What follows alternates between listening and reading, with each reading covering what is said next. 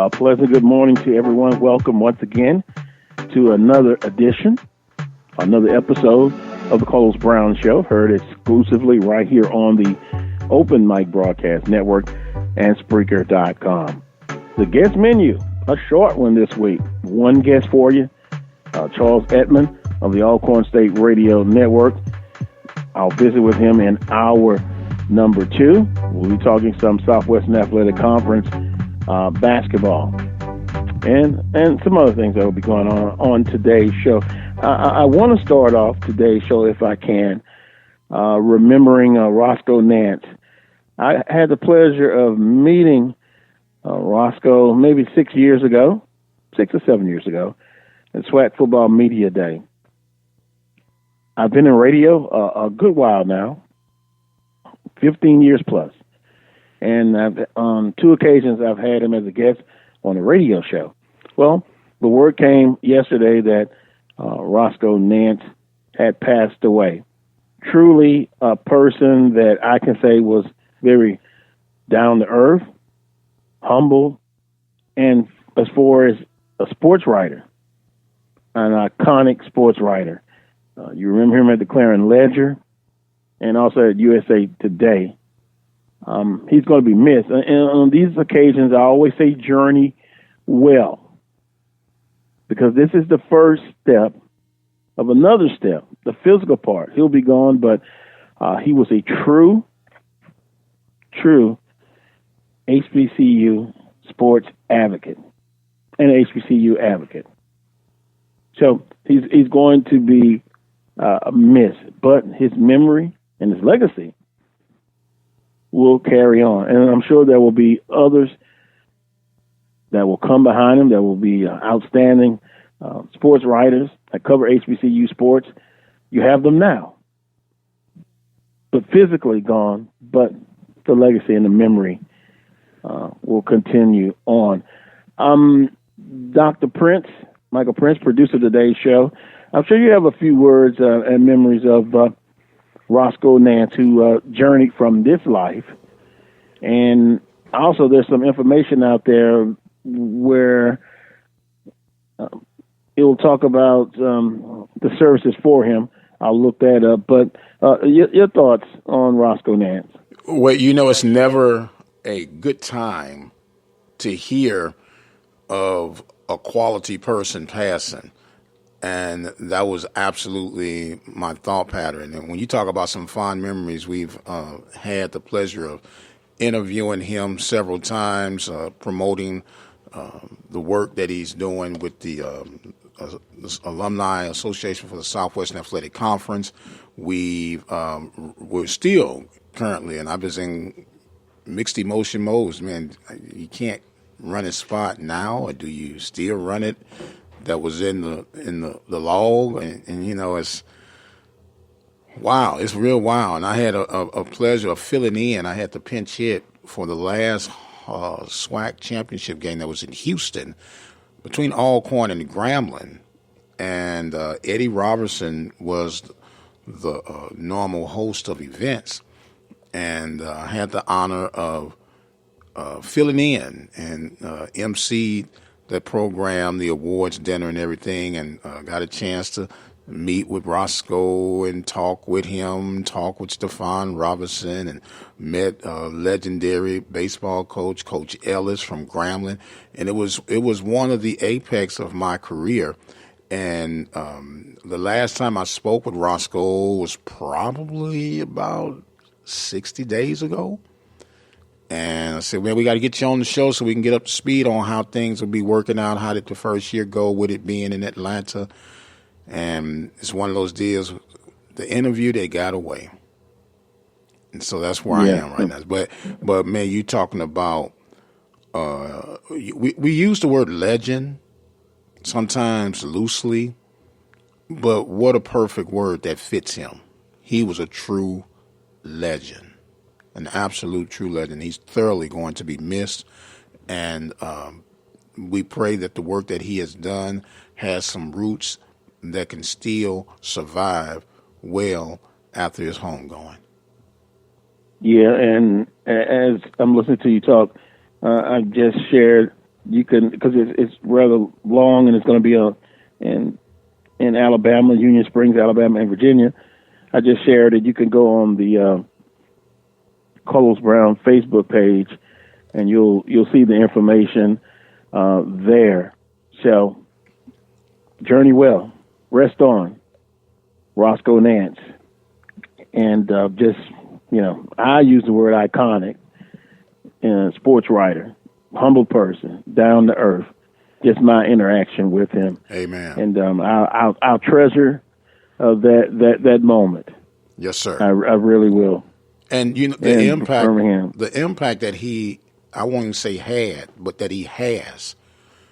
If you had any understanding of HBCU sports, you had a hint of who Roscoe Nance was. You may have never met him personally. We were fortunate to meet him personally and interact with him closely. But if you kept up remotely with HBCU sports, you heard that name, Roscoe Nance. Yeah, and even the name, I just like it, Roscoe. Roscoe. Yeah. Roscoe, I always used to tell you, I thought about, remember the Dukes of Hazzards? Roscoe P. Coltrane. Yeah. Yeah, well, I tell you what, Mr. Nance was just that, legendary. Yes, sir. Like I said, because when you hear about a person, see, I heard about him before I met him, and a lot of times what you hear may not be what you encounter. Right. And as I say, down to earth, humble, and we talked, and I told him I was based out of Baton Rouge, and a native of Baton Rouge, Louisiana, and his eye just kind of twinkled a little bit, and of course we talked about Southwestern Athletic Conference football, a little bit of the history, and Southern University. He always said Southern fans were just very unique. No, don't have to say anymore. Unique is a good word. Boy, isn't that a common theme that's tagged to you guys, man? It could be another thing. I don't know if I could ever still live down. What was it you said? They were like the Dallas Cowboys. Yes, wow. sir. Yes, sir. Yes, sir. They were. Back 10 years ago, that would be where the glove comes off. You remember how they the smack me and put me on guard? I turned you to a tool, sir.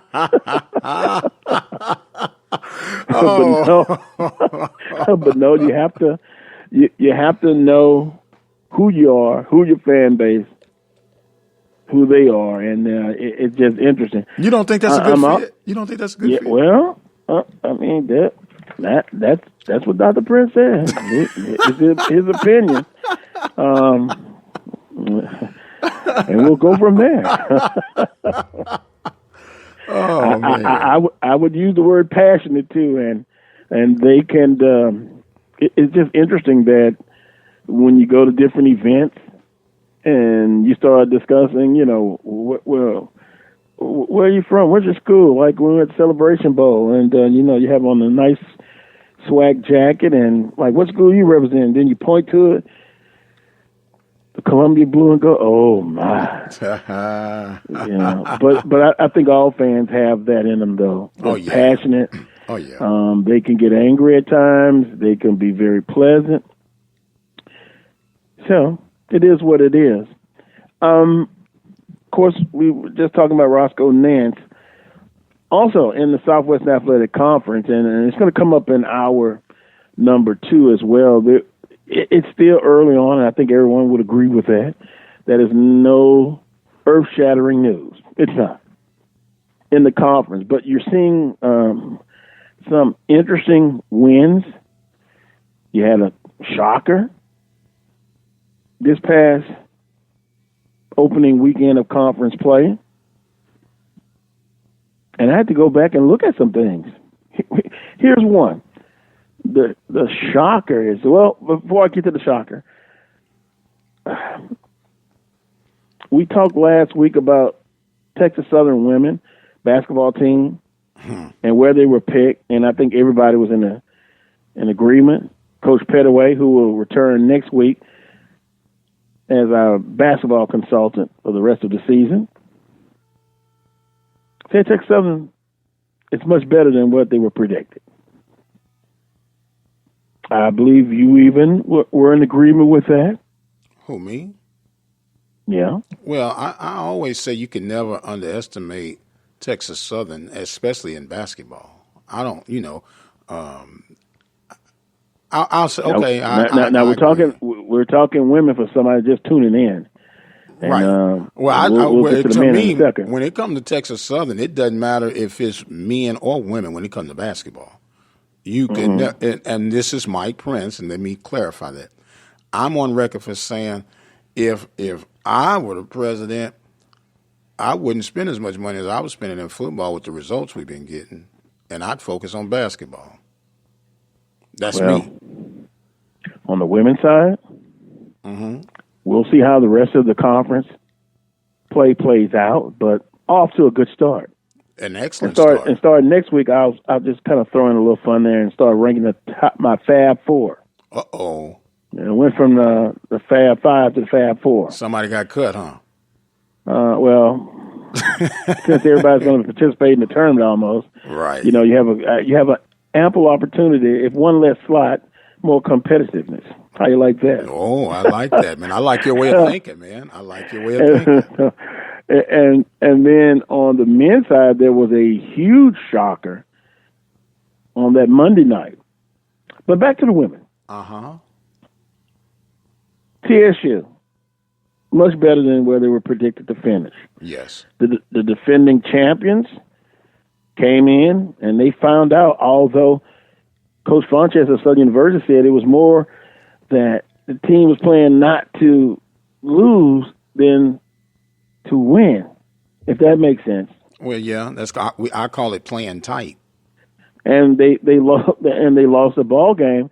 And TSU, hey, what a way to make a statement on your home court against the defending champions. Right. And so they were able to do that. Jackson State is picked to finish second. And, boy, right now, not far off. No. They've got a 6'5" young lady who's just a beast, if I can use that word. Yes. And might I add, she's not just plugging a hole. She has agility and some ability, man. And she adds on to a team that already finished runner-up last year. Right. So, they didn't take away. They just added to the team. And that's what you look at. Can you say scary? I can say very good. And they're coming in Monday to play a Southern University team. And I said last week, you're defending champion, but you're going to find out quickly. Right. Texas Southern Prairie View. Then you got a rival today, and then you've got the team we were just talking about coming in Monday. And by the way, that game's at 1:00. Wow. Well, that was another note that I wanted to throw out. Perfect time to do it. JSU women and men's game at Southern University, 1 p.m. and 3 p.m. Now, Governor Edwards, one of two Democrats in the South, okay. He won another term. So inauguration is take place Monday. But there's also a BCS national championship game. And people are wondering, is that one of the reasons, or two reasons, or one reason that I'm looking at the schedule for the day before the show, and I'm like, whoa, wait a minute, 1 p.m. and 3? And you remember we talked about Mondays are tough anyway in the conference? Yes. 1 p.m. and 3 p.m.? Wow. But I might have a remedy for you, my man. What would that be? Because, that was something, we kicked that can around a great deal trying to figure out why not play later. But I had a logical response, and you might or might not like it, but here it goes. The reason that the games are played early on Saturdays was actually in the thought pattern and the well-being for the student athlete. Right. Yeah, that was said last week. If you play the game early, you travel, it gives them time to rest and this, that, and the other. So if you play these games too late, it can disrupt their sleep patterns. That's what was explained to me. Now, that's on Saturdays. Yes, on Saturdays. Yes, sir. Don't have a problem with it. At first, when it was first implemented, I'm just going to be brutally honest. I didn't like it, didn't understand it, but made adjustments. Yes. And now, if you ask me, I don't have any problem with that at all. Now, according to Coach Pettaway, Mondays is always tough anyway. Yes. You know, for teams and game planning, and you basically you leave Saturday, you get ready for Monday's game, and that's tough on some people that work. Right. And we've talked about this before.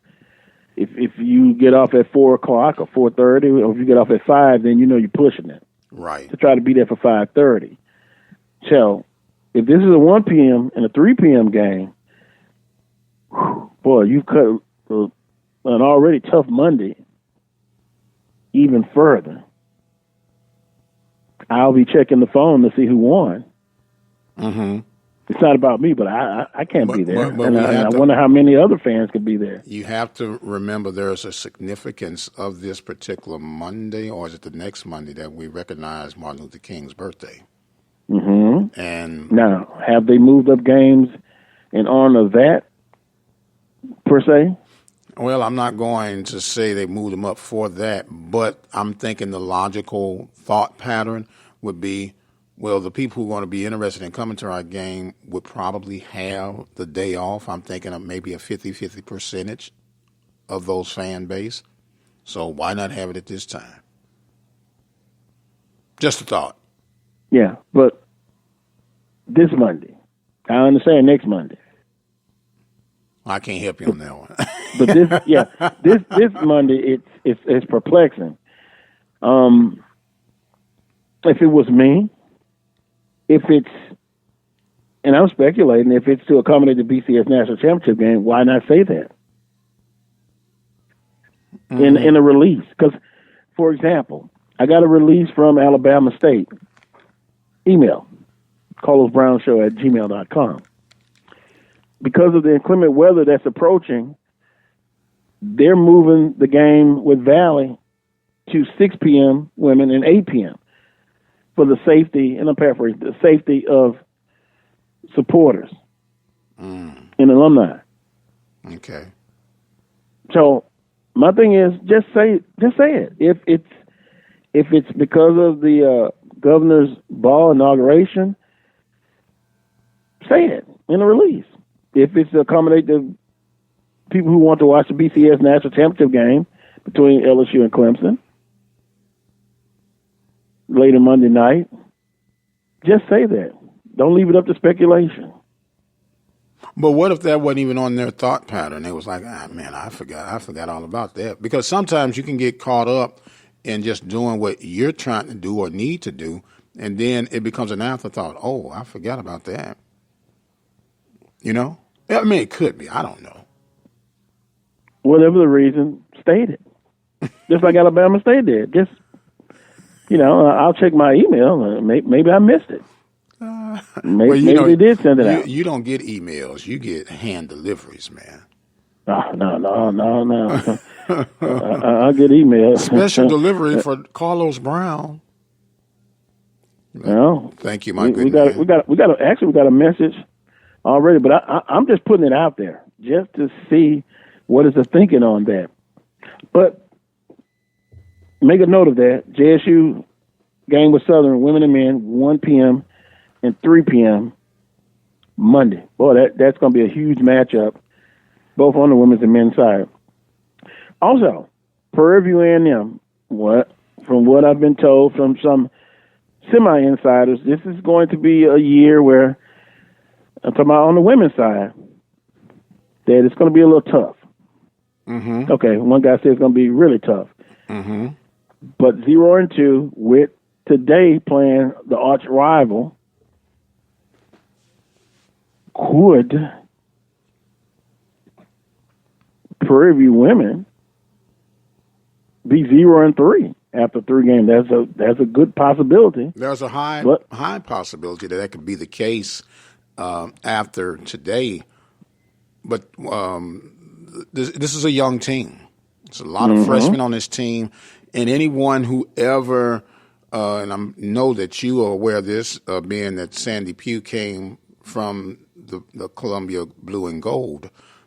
When Sandy has had her history of runs, she has these up and down cycles because she replenishes with freshmen.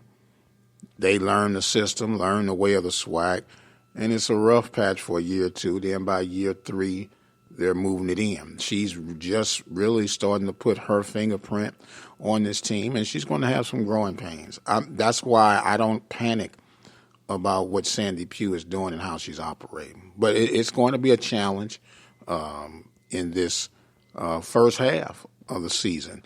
And I'll be quite honest with you. You know, I'm down with my Panthers, regardless if it could be tiddlywinks. But realistically, I'm looking that in this first round, this first half of the season, we might have 2 or 3 wins. Wow. We've gotten some responses. Okay. About the Jackson State game being moved to 1 p.m. again for the women and 3 p.m. for the men. Men maybe a little bit after 3 p.m., a little bit after 3. Let's see, where can I start? Jack has a couple of them. But I want to get to specifically. I think that the Southern University Athletic Administration or whomever made the decision to move the Monday J-State basketball doubleheader up to a 1 p.m. start has disgraced the Southern University and SWAC community by moving the rivalry game up to accommodate the LSU National Championship game. LSU does not give a damn about Southern University. And then he mentions you. Mike Prince, we are talking about a Monday night game during a regular non-holiday. Oh yeah. No conference, and I repeat, no conference plays games before 5:30 on a regular weekday. And Southern University sucked up to LSU. And I thought about it after the fact because I had my Mondays off. And that's why I said I thought. That's why. And when you said 1 and 3 o'clock, I honestly was thinking that was a Saturday game. When I heard the times, 1 and 3 o'clock. Monday. Yeah, but Monday night, and I just opened it out there because I know how things will come out, and a lot of times you can control the narrative or how you put it out there, and just simply if you make it, if that's what Jack's saying, and that's the way Southern feels about it, then why not attach that to a statement and saying we're here to support such and such. Maybe they were walking under the assumption. Now, personally, I know how basketball attendance has struggled, and then on a Monday night. So I know moving up even earlier, I got to think about my fan base.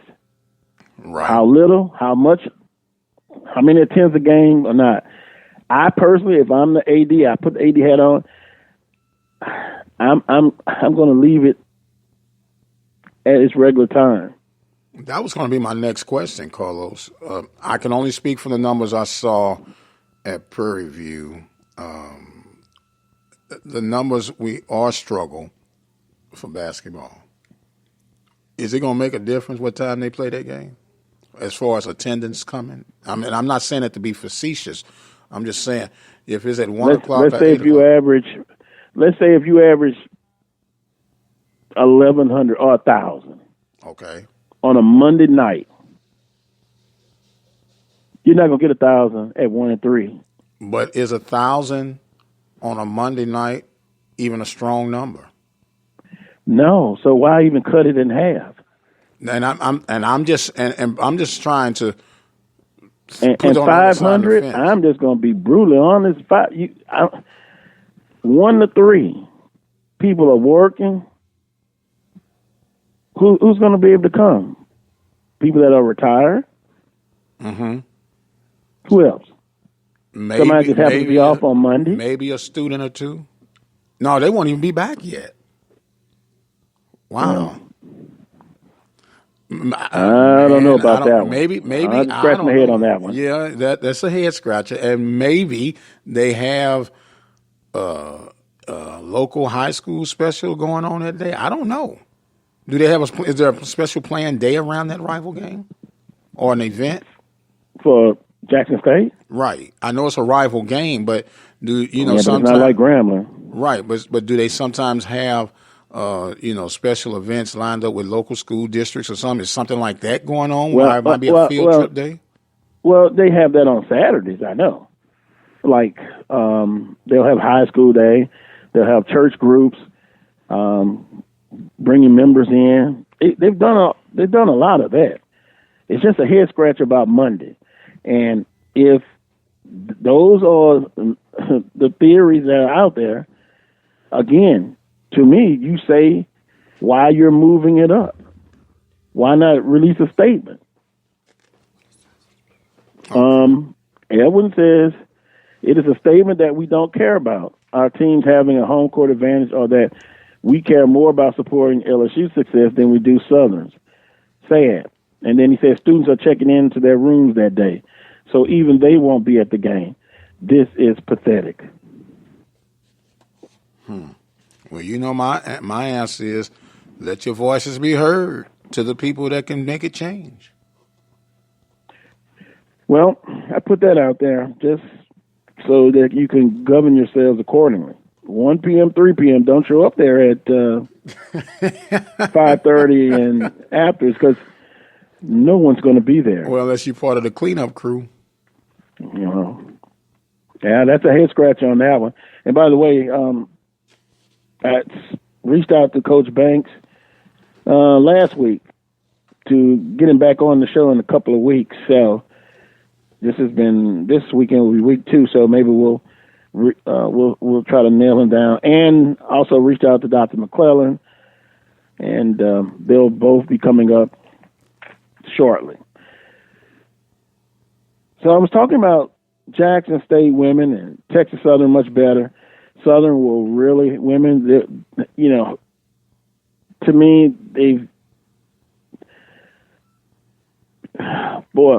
scoring, getting the chemistry down. They've got some new pieces, some new parts. They're the defending champion. They're going to earn it. If they win it, they're going to earn it. And that's the way it should be.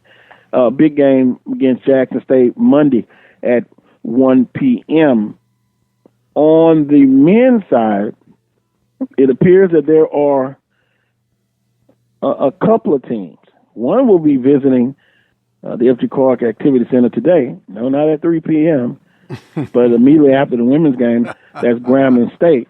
But the big shocker in the opening week was Alcorn. They came in and defeated Texas Southern 95-80. You lose by 15, and Texas Southern, they defeated Southern that Saturday. So that was a big shocker. It was on the men's side, and for those of you who don't think that's a shocker, shame on you. Well, but still early. But hey, Alcorn, I think that was the first time since 2007. Right. It was like 25 consecutive losses that Alcorn had experienced at the hands of Texas Southern. But a little side note, one of the most prolific guards in this conference did not play that game, neither. Armstrong. He was out.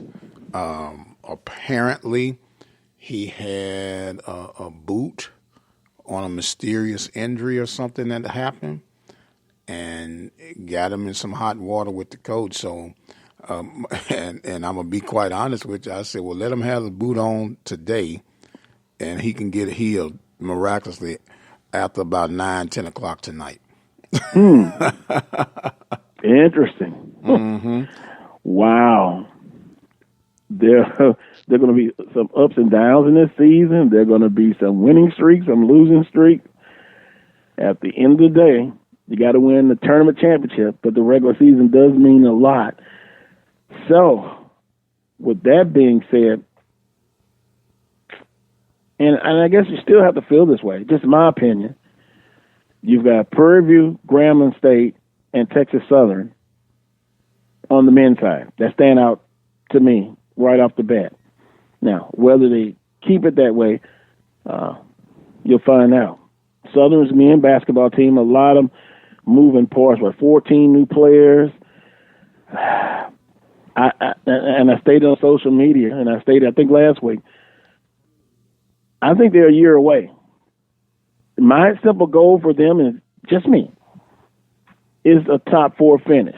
In other words, then they'll have a home game in the quarterfinals of the tournament. That, to me, that's my goal for them. Of course, they may have a totally different goal. They may say, hey, our goal is to win it all. And everyone wants to win it all. But I think they're a year away. And the Prairie View game was on ESPNU. The guard play, they had a tough time handling the extended pressure of Prairie View. They played Prairie View even in the second half, but down by 10 in the first half. That's the difference of the ball game, 64-54. Right. And lost by 9 to Texas Southern on the road. So you can't panic. You don't like to lose, but you'll see those two teams again. But I think Southern men's basketball team is a year away. A year away. A year away. Higher expectations next year, but expectations this year as well. Well, and especially if you got 14 players, new players on your roster this year, and just the law of physics, 11 of those guys return back next year with the addition of a couple more new wrinkles and twists, there would be a much greater expectation under the Wood-led team. But I think they're going to be a little bit more surprising than what you think, Carlos. They play extremely hard, and they're still learning each other. And that's why I say by that by this mid-season, you'll really know what you have in that program. Yeah. I think last week Charles Edmonds said he looks at the first 6 games, getting to know each other, that high turnover rate, chemistry, playing with each other, knowing each other's tendency, listening to the coach. We shall see. Yeah. It's about a flow, man. A top 4 finish, to me, would be ideal. Anything other than that would be lanyap. But the ideal is to get that quarterfinal game on your court. Right. You win that game, and then you're off to Birmingham. And then you have a shot. And then, again, next year, continuity, chemistry is much better. You may add a piece, probably not too many pieces, but another year under the coach's system. And if I'm not mistaken, Coach Woods signed a 3-year contract. Right. So it'll be year 3. So then we could kind of look critically with the critical eye and see, to me, is there progress being made? Have they gotten better? Well, you can answer that now and say yes. They've gotten better from once he inherited the team to where they are last year you couldn't go but up. What they got the 8? They got the 8 seed, 7 seed, 8 seed, and so this is that middle year. Southern's not like a lot of institutions in the conference that will give 4 or 5 year contracts. Right. Not going to happen at Southern University, at least not on the front end. Right. So, today it's going to be a good test. Now, this team could be much better, but they could be 0-3. True. Then Monday, around 6 o'clock, they either could be 2-2, 1-3, or they could be 0-4. Hopefully, the last one, I said 0-4, is not the case. But they do play hard. Southern University men's basketball team, they play hard. They play defense. They just got to get that that continuity offensively. Now, if you are 0-4, do you panic then? No, didn't panic last year. Mm-hmm. You know, some people didn't know what to expect. You know, we know Coach Woods, know the success he had at Valley. Now he's at Southern. No, I don't think you panic. Okay. I mean, some people's like, well, wait a minute, smarty pants. 0-4. Doesn't matter if they lost by 5, 2, 1, 3. They're still 0-4. But I just don't have that. That's not me. I'm trying to give him as much time as needed. But there will come a point when there's going to be a due date. I just don't think it's at that point right now. But people may disagree with me. Well, I was thinking, I was being a little facetious. I said, I bet you wouldn't be this calm if you was 0-4 in football. Well, no, sir. See, I'm not going to be like that, not putting the information on that release. No, 0-4 football, different sport, but no, not acceptable. Because, you know, your favorite coach has been there 9 years, starting this season. So he starts off 0-4 next year. There will be hell to be paid. I didn't mean to get you off course, man. I was just thinking. I said, well, he's awful calm right now. No, I wouldn't panic at 0-4. But let it be 0-4 football season. But, you know, and it's interesting when, and just what I've seen, being here in Louisiana and Baton Rouge, it's a football-dominated culture. Everybody knows that. Yeah, and in different parts of the South, it's the same.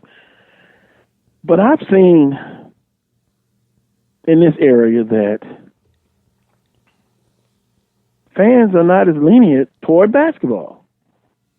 They'll judge a little bit more critically.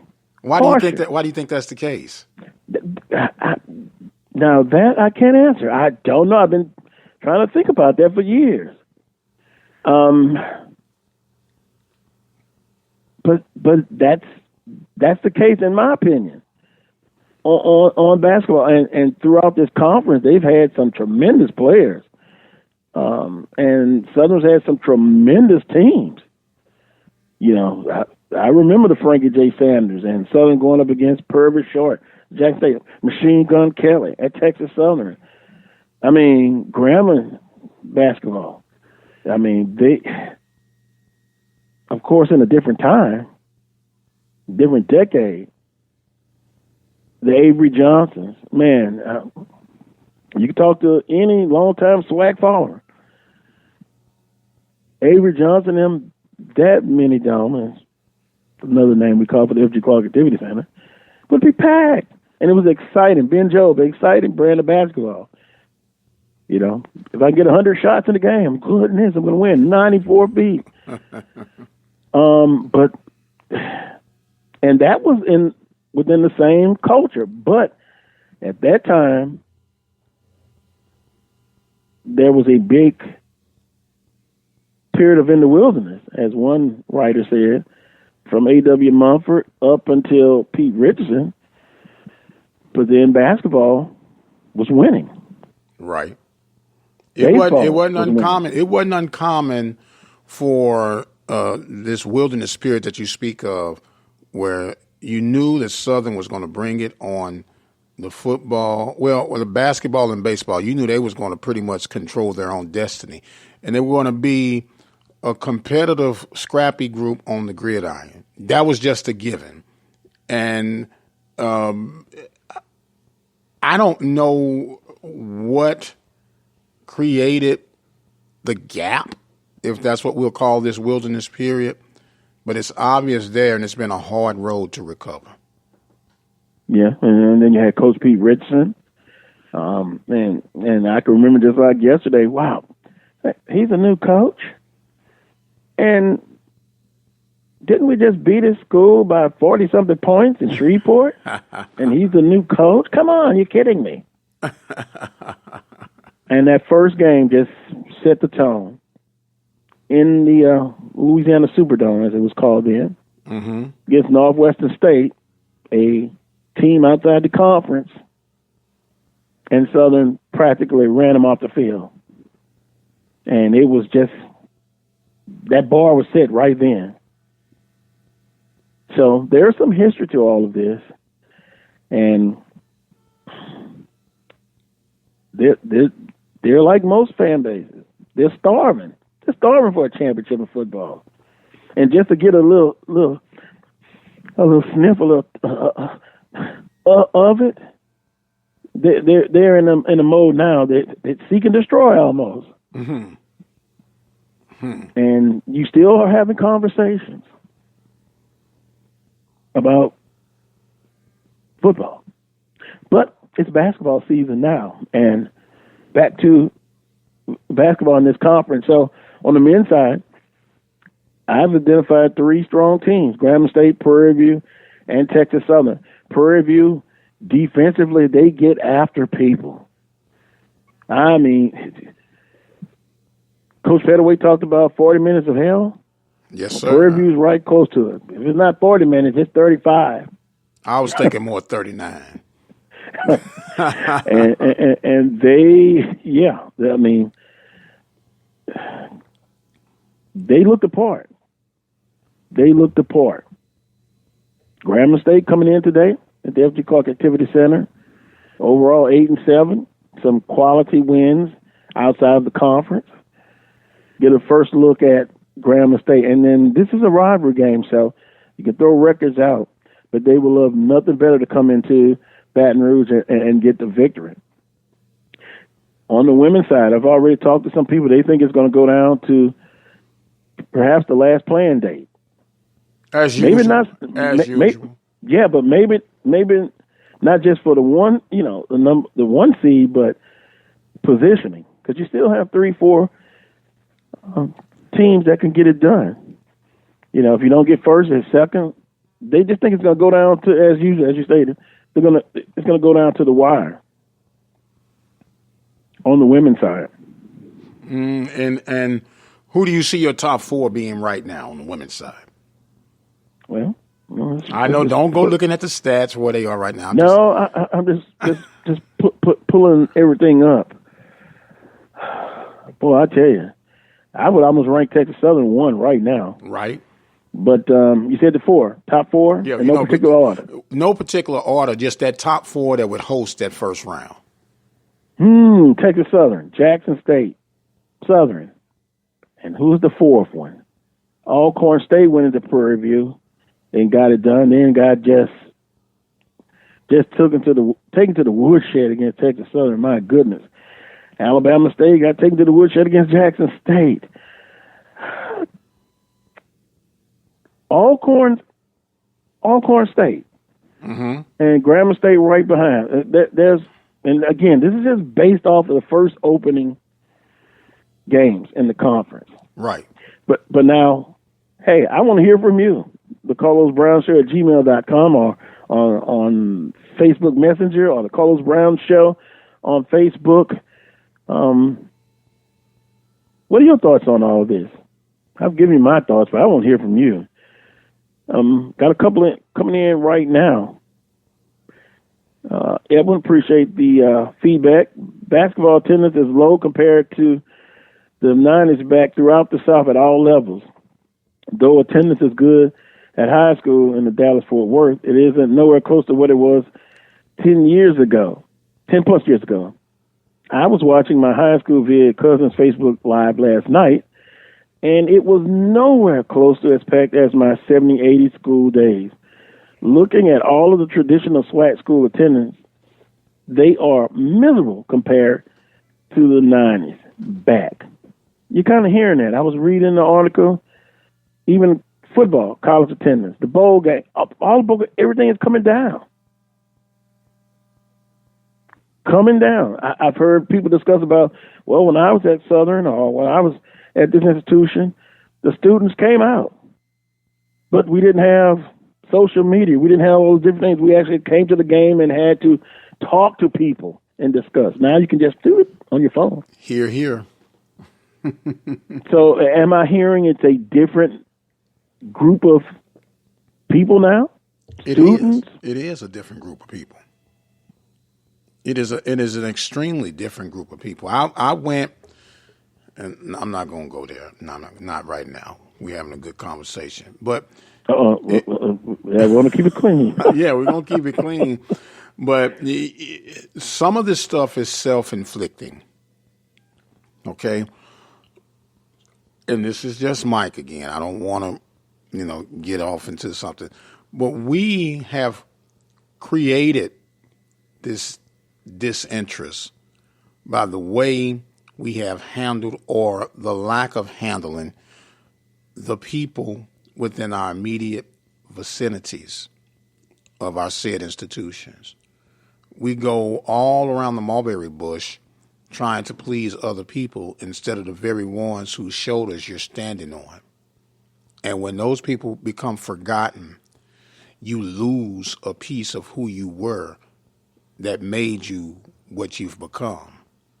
And no matter how modern technology gets, no matter how much education you get, no matter how much money you make, no matter how many degrees you obtain, you never forget the base of who made you and whose shoulders you're standing on. And I think we've gotten to that point with our pricing. I think we've gotten to that point with the way we communicate. We assume that everybody has the latest technology, and if they do not, oh well. But the very core of any organization is the small grassroots people. And I think we have gotten away from serving our grassroots people. We all want that $10,000 donor, but we don't appreciate the $10 donor. And our actions implicate that. Well, I think the 10 is $10, $5 just as important.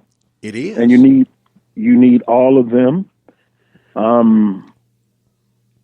It is a different society now as far as people coming to the games. And I think now those in power, people of influence, have to adjust accordingly. Now, it sounded like you were saying your base, or you suggested some of them are getting out of touch with their base. Okay. Yes, they're getting out of touch. Let's geographically, let's look at the schools in the conference. With the exception of Houston, and all depends on how people would view Jackson or Baton Rouge, these schools are in rural areas. Agreed? Yeah, but Baton Rouge is mid-sized city. Right, but like I said, with the exception of those three, Jackson, Southern, and Huntsville, Alabama, and them, they're growing. They're growing, but for the most part, the average Joe from a major metropolis would consider those country towns, right? Yeah, I don't like when they say that, but yeah. I mean, it is what it is, man. I'm sorry, but yeah, when people from Houston call New Orleans country, go figure. But go ahead. Well, all of it's country, but it's all about a mindset, and there's a deal that I've experienced. You have country, and you have two styles of country. You have country people in a country environment who don't think they're country. Then you have country people in a country environment who don't mind being country. And that's what we've created. We figure, well, because I make X amount of dollars, you could make $1 million a year. If you're country, you still country. But when you're trying to act like something you're not, and then you're passing it off, that's why, they say real, recognize real. And I used to say an old saying, you can get your learning, but don't lose your burning. And we lose our burning. And, well, I got mine, you got to get yours. Some people getting theirs is going to that 9 to 5. They might not even make $20,000 a year, but don't make that person feel like they're not worthy. Don't price that person out, because if you don't have it where the common man can afford your product, and in this case we're talking about athletics, that is not a good business model.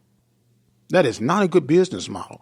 Every business model has the A grade. I worked in the pest control industry for 20 plus years. I ran my own pest control company for 17 years. And I'll never forget this. In Houston, Texas, the Neiman Marcus down there by the Galleria, and this is, as they say, true story. I'm there servicing this Neiman Marcus store, and there's a big old Target truck pulled up in there.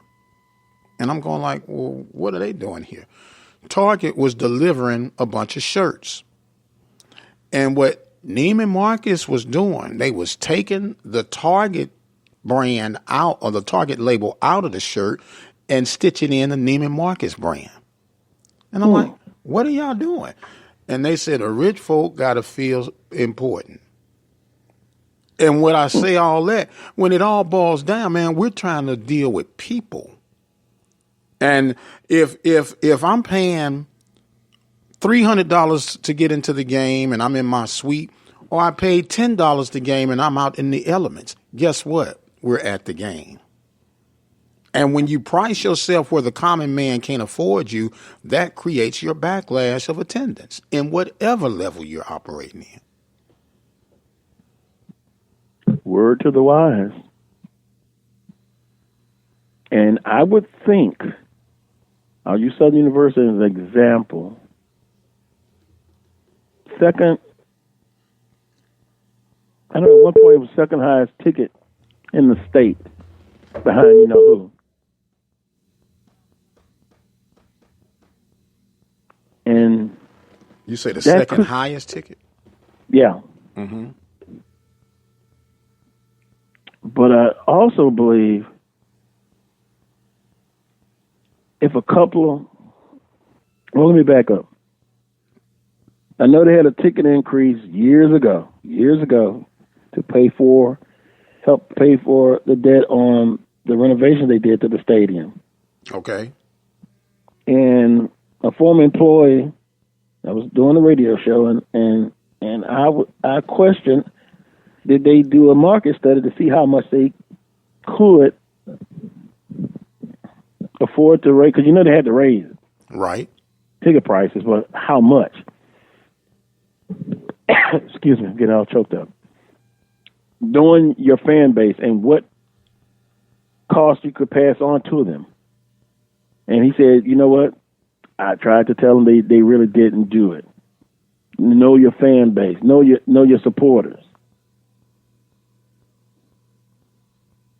So they had the price, and they had different prices seating in the stadium. Although A.W. Mumford Stadium, where I sat throughout there, it's not really any quote unquote a bad place to sit where you can see the action. So pricing came up. Know your fan base. And since then they've had specials, game day, particular games, discounts. Of course, you need your season books, your season ticket holders. They're most important. And then some season ticket holders got upset because, hey, we have been faithful to you guys, and yet people that just come aboard, they get special discounts. How about giving us some relief? So they kind of moved back and forward on that. That was one aspect. Then another aspect, football, and we're talking about football here. Mm-hmm. Defeated Jackson State, won a title. You went through a coaching change after Coach Richardson. You went through another one, then to your present coach that you have now. One title, one SWAC championship. The next year, you went back and lost to that team who always asks who wants to smoke. And then you had sanctions in the program, APR issues. You leveled off on that, got that conquered. got over that hill, that hump. Then you made it to the championship 2 years in a row and didn't get there. So it just makes me think, coulda, woulda, shoulda. A title before then, and at least a title in one of those 2 years. You don't think the excitement would be where it would be beneficial for the football program to have one of those titles, if not two? It's a totally different story for some. But then you have people that have a certain amount of discretionary dollars that they can use. Mm-hmm. And now there are choices. Right. That they have. So you can have event A, event B, event C, and event D. Let's say Southern football is A. How was the experience? Did they enjoy it? Did they get to the concession stand and everything was great there? The whole experience. Those people are going to come back. Right. Those who didn't enjoy it, for whatever reason, one of the few that I mentioned, they just didn't have a good experience. And they decide, well, I'll take my discretionary dollars and go to event B, which maybe is a movie, mm-hmm. and say that family has 3 kids. I was going to say, how about maybe some groceries, just some groceries? and so when all that to say is when you have discretionary dollars and it's competitive and there are other things to do, then you got to make sure that once they get there, they enjoy themselves. And then if they have a problem, reach out to them. And what's the reason or reasons, or hopefully what is the reason you didn't have a good time? How can I help that? Mm-hmm. Mm-hmm. So it's certain things that you can do. That's called service. Mm-hmm. Certain things you can do to help the experience. Some you're going to lose, quite honestly, because maybe 10 years ago, I thought Southern's fan base, if you look at them, they were mid-50s. Uh-huh. Not necessarily Southern graduates, but most are, but some... They were fans. Maybe worked at Exxon, the big chemical plant here, and they were just supporters. That's right. And they're older. They retired. Mm-hmm. Some have passed on. So now you need some replacement. And again, with discretionary dollars, whatever that is, if it's $1,000 a month, say for a family of 2 or 3 that they have choices. We have to change the attitude. When I say we, I'm talking about the institutions. They figure if you're a good fan, you're going to support whatever we put out there and don't ask no questions. And then, if somebody complains, they say, well, what are you doing? Why is my team like this? Then the first thing people get on the defensive, well, what have you contributed? I have a news flash for anyone that's listening to this. The next time somebody asks you, what are you contributing to the program? Even if you're not one of these big $1 million donors and you don't have the plus season ticket passes like other people may have, here's your response to that. Especially if they are state-funded institutions. I pay part of your salary with my taxes. That's what I'm contributing. So don't try to tell me that because I'm not a $10,000 donor, I don't have the right to be boisterous about the said product that's being represented. And bottom line, if you got a good product, people gonna show up. And if they got a good experience, people gonna continue to show up. So, and if it's affordable, they're gonna buy more of whatever it is you're selling. You can't just take the whole hog and just splitting, and he hadn't even developed yet. You got to grow into this thing. So they figure, well, this is what the prices are. If you're a true blue fan, you're gonna support, no questions asked. No, Yeah, that's the mentality that they take. Then they want to question you. And here's my question: if I got the premium package, okay, let's just say the premium package costs $500. What if I decided, you know what, I want to help my team increase? I'm not going to get the premium package because I can get 5 tickets for what I pay for one premium package. Wouldn't that be an increase of attendance? Mm-hmm. And that makes me think of a person I know that stays in the great city of Houston, Southern graduate. At one point was, even though it moved away, still would get season tickets. And the ones he couldn't use, somebody could use them, and he would let them have them. And he still got season tickets for many years. It says there are several levels of ticket prices for Southern University football games. We only talk about and complain about the price of prime seating. But if there's no bad seat, is there really such thing? I said it wasn't any bad, but now let me say this.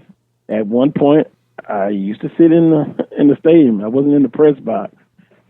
And I moved around a little bit. I've sat on the east side, the west side. For those who are Southernites, you know what I'm talking about.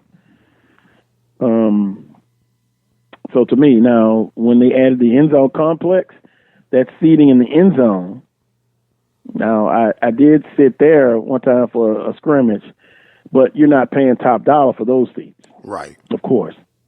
That's discounted. Right. Well, with the size of the average stadium in the SWAC, can you really justifiably charge premium seating? I have more of a question of why you have 5 prices. Well, that's what. I mean, I'm sorry. That's kind of what I'm talking about. Is there really a justifiable one too many? you know what I'm saying? I'm like, okay, here's what you got. I understand if you got your chair back section, okay, your chair back section is more usually the middle part of the field. If you want chair back section, I'm just throwing a number out there. I'm not, say it's $20 a seat. Everything else is $10. And why not that? And be done with it. Well, that just seems to be logical. I understand what you're saying. I know at McNeese State and Nichols, like I said, at one point, it's probably still that way. Southern, second highest tickets for seating in football in the state behind LSU. Well, I got accused of bashing Prairie View athletic program. I did a report that Prairie View at that time had the highest ticket price in all of FCS of the state of Texas and in the conference.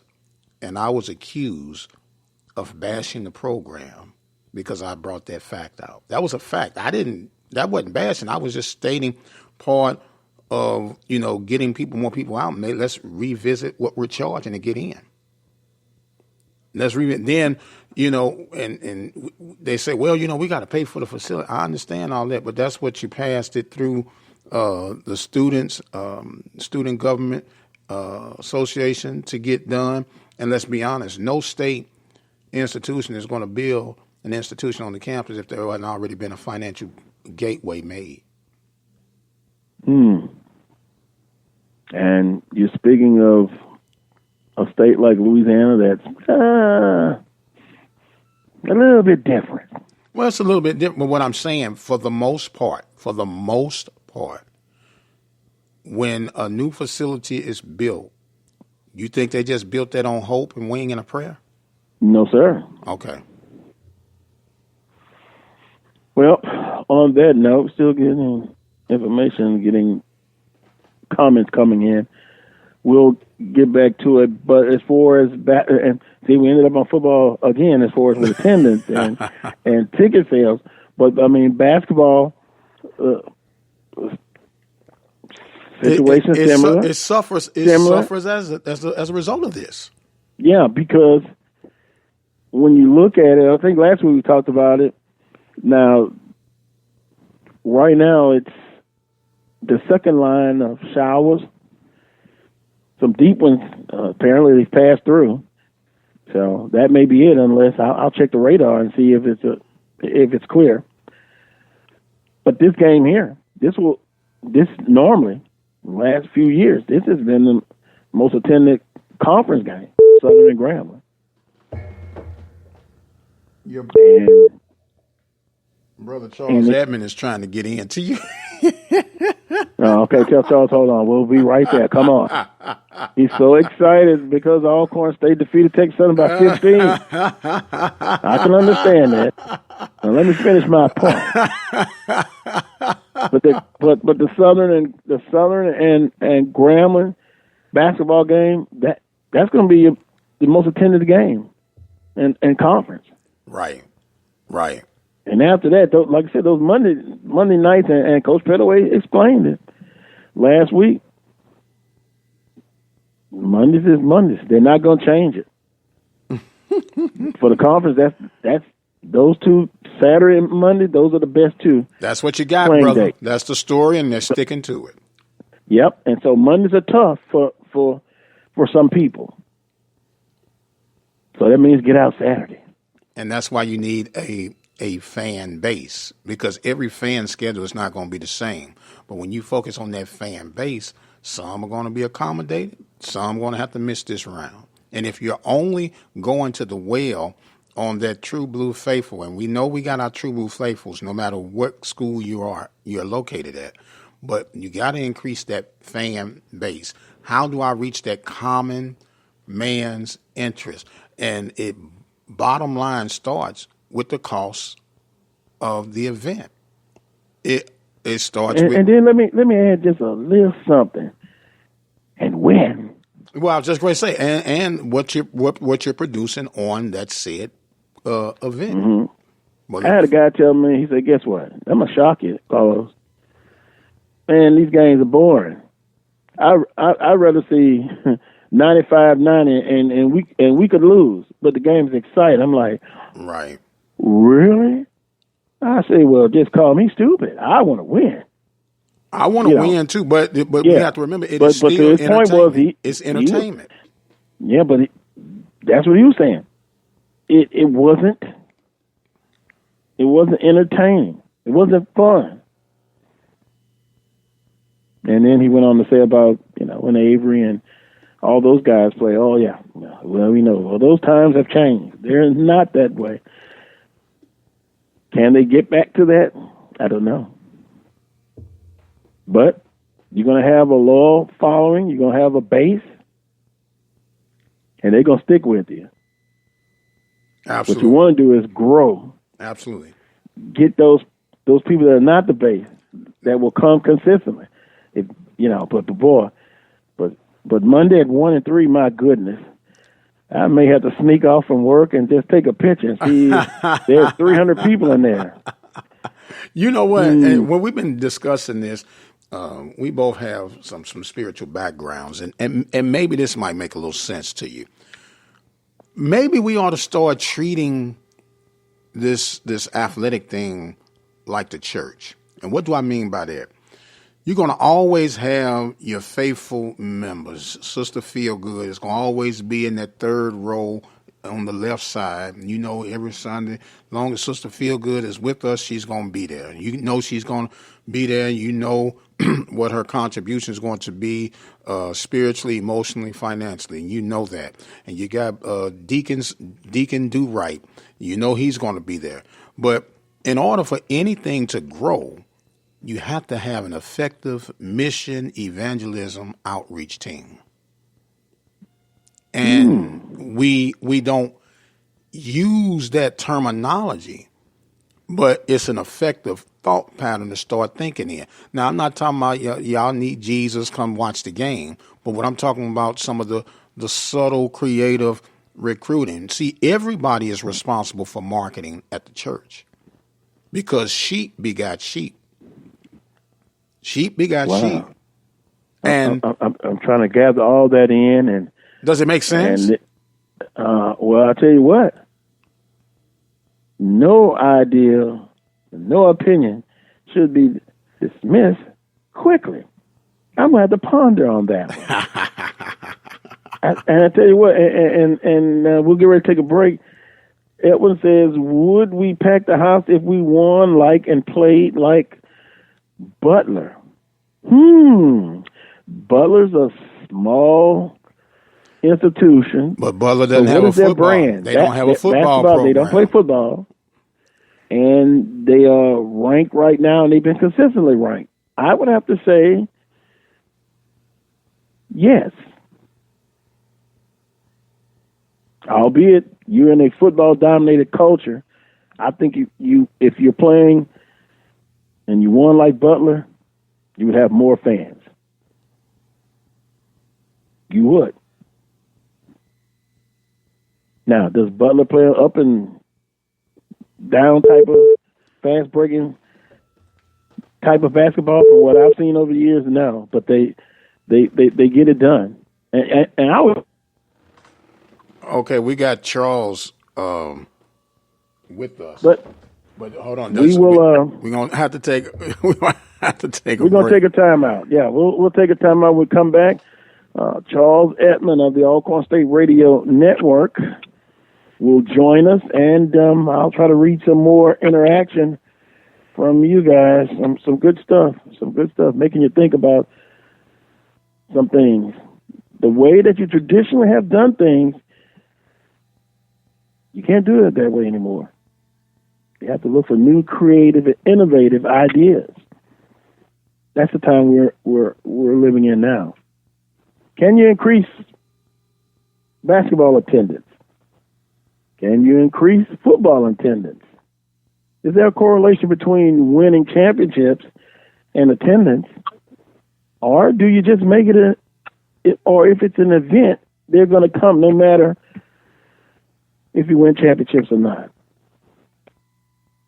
I'll be back. You're listening to the Carlos Brown Show on the Open Mic Broadcast Network and Spreaker.com. Serving community through faith and athletics. The Open Mic Broadcast Network.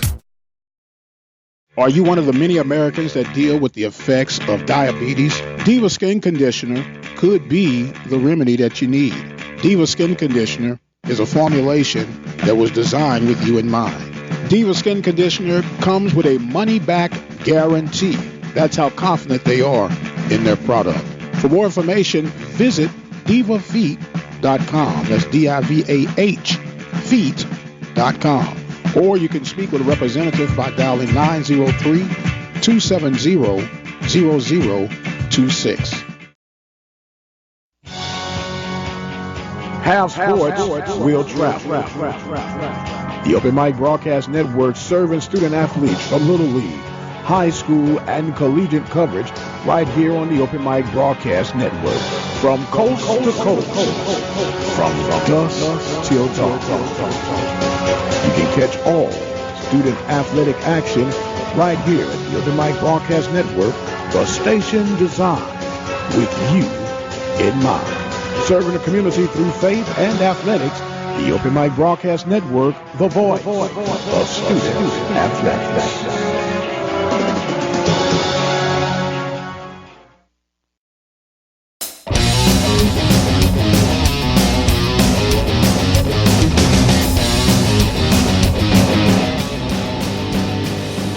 Welcome back to this week's edition of the Carlos Brown Show, heard exclusively right here on the Open Mic Broadcast Network and Spreaker.com. Hour number 2. And hour number 1, we talked about the passing of Roscoe Nance, iconic sports writer and true HBCU sports advocate. Also, we got into some conversation with some swag basketball, men and women, top teams, albeit it's so early, the opening weekend. Now weekend 2 starts today. Also, we got some inclement weather that's going on in across the majority of this country. Heavy rain, tornadoes, high wind, all of that passed through, started through Texas, Louisiana, Mississippi, now on its way. We talked about Alabama State being very proactive, sending out a release saying, look, ASAP, we're moving the game. Our concerns are with this weather, with our fan base, our alumni, and our students, players. So they're moving their game back to 6 p.m. and 8 p.m. So if you're in the path of this weather, please be careful out there. Charles Edmond of the Alcorn State Radio Network. Charles, good morning to you. I had to look and see if it wasn't 12 o'clock. Good morning, sir. Good morning. How you guys doing? We're doing fine. We're trying to not get into so much trouble, but guess what? It is what it is. A lot of topics. I understand that the weather is kind of wreaking havoc there. Yep, we've had widespread power outages on campus. Some parts of the campus have power, some don't. Here at the Whitney Arena, there is a generator here, but it doesn't light up all the parts of the gym. Certain parts it is, certain parts it's not. I just walked out of the arena where our team is getting ready to shoot around, and there are no lights in the arena area itself. So there are widespread power outages on campus here, and hopefully between now and 3 o'clock we'll get everything back up and running. Excuse me, and I'm sorry to hear that, but I guess the powers that be, they're probably going to be huddling pretty soon, if they haven't already, to provide some kind of backup plan, or if there needs to be something discussed about the playing of this game today. The women were scheduled for what time? 3 o'clock. Okay, so, yeah. Okay, pretty basic. 3, and the men following that game. Have you heard anything from the administration, or they're still monitoring the situation? I think they're still monitoring the situation, but decisions going to have to be made at some point if the power is not up. I understand here in this area, Jefferson, Claiborne County, and I did call the power company because it did impact our transmitter. There's about 4,000 outages in the immediate area, so it did hit us pretty hard. And hopefully they'll get the university back up and running, campus. But there are widespread power outages throughout this area, so you know how that works. Yeah, and you can say a precedent if that means if it happens before, and then you have some kind of standard you can go by. I'm sure this has happened before, but I can't remember in recent memory. But if the game, of course, cannot be played, you have to, look at what Jackson State and the health and wealth of the student athletes. What would be an alternative plan? Reschedule the game totally? Because I don't think you could move it. No, you couldn't move it to Sunday. You couldn't. You'd have to just play your Monday game and then try to reschedule the Jackson State game. Well, the way the weather is looking, it's improving from west to east. Mm-hmm. And I understand the worst of it is coming through Jackson now. So, of course, you have to keep the KSU fans in mind as they make their way here. I don't believe the game will be canceled. I haven't spoken with any university officials about it. It may be the same scenario as to what's happening in Alabama. It may not be 3, it may be 4, it might be 5:30, 7:30. The worst of it will be pushing out of our immediate area probably within the next couple of hours. But again, it's kind of dependent on whether or not the power company gets the lights on campus back up and running, in a reasonable period of time. And if that's not the case, then you have to make a decision. We do have a substation on campus that kind of helps alleviate some of these issues, and that's why we have some power in some parts of the campus and not others. Yeah, but for that, the whole campus will be dark. So, yeah. But I think there's still a little bit of a window to kind of keep it as is. But as we get closer to 3, maybe around 1, A decision's going to have to be made because JSU's probably on their way here now. My guess, the men probably be leaving shortly. And we don't know what the weather is in Jackson. I think from what I saw, the worst of it was just coming through and pushing out of the Jackson area. So within the next hour and a half, a decision's going to have to be made, especially if the power is not on here at the arena and on campus for that matter. Yeah, I've just pulled up the radar, and the system is moving rapidly. Jackson, it's looking better for Jackson. But I tell you what, Montgomery, Tuscaloosa, Birmingham, get ready. It is that same system. It's moving and it's heading east. So Alabama State being proactive, they did the right thing. But the thing about it's deadly, but it moves very quickly. So hopefully, to me, it looks like if the decision is made, it's not to cancel the game, of course, but I'm talking about you guys, Alcorn, to maybe move it back later. Hopefully. But hopefully we'll get the power back on. I think that's the first thing. I mean, 'cause if they can't get the power back up in a reasonable period of time, then the rest of it doesn't really matter because you're not going to have adequate lights to play the game. So I think that's the number one thing. And, with Jackson coming an hour and change away, a decision is going to have to be made here quickly. If you're going to play it, if you're going to play it at a later time instead of 3, maybe 4 or 5, that decision is going to have to be made here fairly quickly. I would agree with that. Could I ask a question? I'm so sorry. I just want to ask a question about what effect does this have on your radio station, Charles, as far as if people couldn't make the game and they just had to listen, is the radio station affected by this power outage?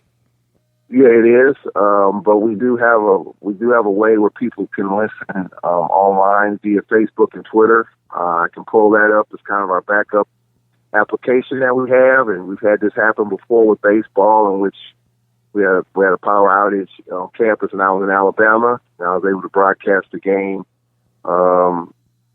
With that, so there are ways to make it happen. It's just a matter of making it happen. So we'll see how it works out. I'm hopeful that we can get that going, but we'll see. Yeah, well, hoping for the best. How about that?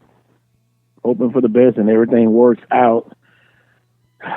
Always some challenges in life, and weather is one of them. But at the end of the day, hopefully everything works out. Speaking of working out, we kind of had a little fun, albeit early in the season. I still have people chiming in via Facebook Messenger about top teams, but let's go back to last weekend, Charles. On the women's side, I must admit, I was, and I shouldn't have. Shame on me. But Coach Pettaway talked about Alcorn State and Alabama A&M on the women's side, that he basically said, watch out for those teams. Alcorn women, they go in, they defeat Prairie View, and it caught me off guard. It really did. I just have to be honest. And then Southern goes in and defeat Prairie View. Then doing a little bit more research, Prairie View is a team. Well, let me just say it this way: when you have Coach Pugh, and knowing Coach Pugh, and being at Prairie View, even if it's a young team, you're still thinking, wow, that's still going to be tough to go in and get it done. But Alcorn State and Southern went in and got it done against Prairie View. Now, we're still talking on the women's side. But then TSU, we talked about it last week. Boy, did they put a whipping on Alcorn on the women's side. This TSU team, I'm telling you, predictions, they do what you want them to do, get people to have discussions about these predictions. But I said always to say this, Charles, that Texas Southern women's basketball team, they're good. they're good. Your thoughts on that? Yeah, and what I saw on Monday night was a team that kind of figured out what we do and took away our strengths, which is trap, cause turnovers. TSU was getting the ball up the floor, advancing the ball quickly, preventing us from really setting up our pressure. And once they got it out of head, they had numbers. They were able to rebound. They were able to knock down shots. They got a kid, Velez, who's just a marksman from beyond the arc. She hurt us early. We had to call an early timeout. And, before you know it, we were down 30 at the break and never really got it going. And I think TSU was able to solve our pressure first and foremost. And once that happened, TSU had a definite advantage. We didn't really shoot the ball very well. And it was just one of those games in which TSU scouted us well, figured us out, and they executed. And that there wasn't much we could do about it from the opening tip. So that was kind of jolting because you didn't expect that. But I would say right now that TSU, they got two twin sisters at 6'3", young. They're from Denver, Colorado, that they're going to be pretty good. They're going to just get better. They've got some pretty good shooters from beyond the arc. They've got some kids that can knock down mid-range shots. So I think right now, I would say TSU is a team to keep an eye on the rest of the season. Prairie View, on the other hand, I think Pew's missing a score or two. I think offensively, they just don't have the same punch. And the Lady Braves were able to, get them to turn it over 26 times. So when you're a team that's struggling, and Prairie View women's team only average 55 points a game, and you get a team to turn you over, you're not going to get that many opportunities, even though the Lady Braves scored 68. We were up 10, and then Prairie View tied it up, and we were able to go right back out on top based on our bench. So I think with Sandy Pugh's team, I think this is kind of a rebuild. I don't think she has the scores that she's had in the last year and what she's used to. So there's a little bit of work to do for Sandy Pugh, and it's kind of expected as, your new coach, you got players that have left, and now you got to rebuild that roster a little bit, especially on the offensive end. Well, I know what she has coming in for next season. I think it will help tremendously. But you have to remember, and I think sometimes maybe we make them more than human, but they're coaches. But you've seen the body of work that Coach Pugh has done. And, Prairie View, they may be down this year, but still plenty of the rest of the conference season to go. But it was just surprising to see Coach Pugh and Prairie View and their women's basketball team. I understand this may be a tough year, but I still think they'll be heard from before it's said and done. They'll get better. They'll get better. But if we look at the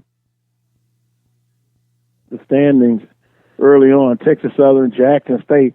Now, Jackson State, hopefully, again, that game will be played.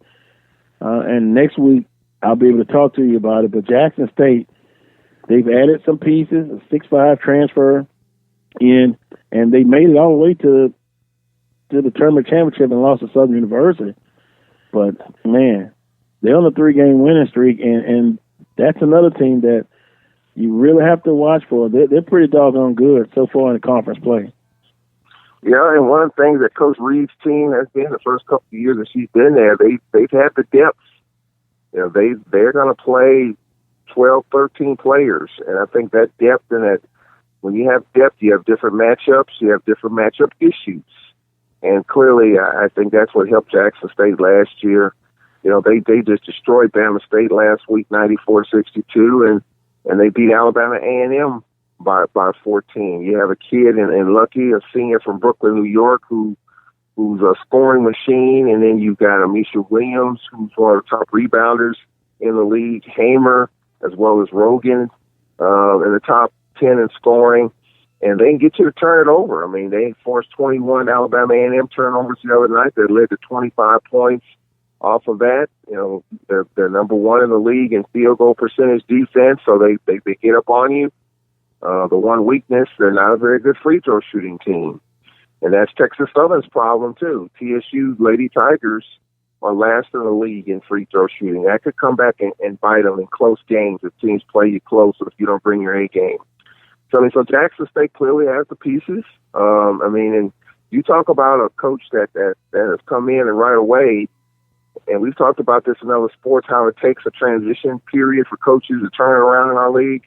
But what we've seen at Jackson State with Coach Reed coming in from the JUCO level, she clearly has turned that program around and made it more than respectable in the first couple of years. So I think they'll be a tough out going forward as long as they're deep and as long as they stay healthy.